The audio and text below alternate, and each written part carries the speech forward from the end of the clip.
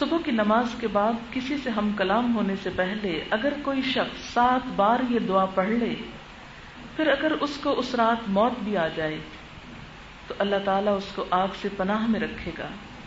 اسی طرح مغرب کی نماز کے بعد پڑھ لے تو یہی فضیلت ہے. اللہم اجرنی من النار،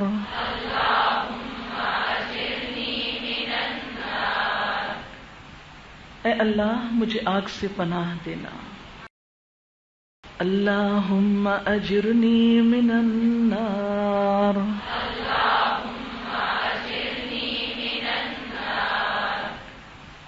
اے اللہ مجھے آگ سے پناہ دینا.